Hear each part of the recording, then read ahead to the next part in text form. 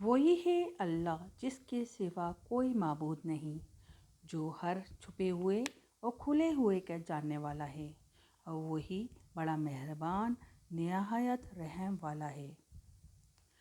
یا اللہ، اے معبود، جو شخص بلا ناغہ یا اللہ یا ہو 1000 مرتبہ پڑھے گا وہ یاد الہی کی طرف مائل ہو جائے گا اور دل سے شکوک و شبہات دور ہو جائیں گے۔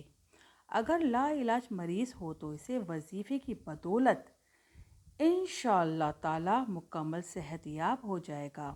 نماز جمعہ سے پہلے 100 مرتبہ پڑھنے سے تمام امور آسان ہو جائیں گے، یعنی کہ تمام کام آسان ہو جائیں گے۔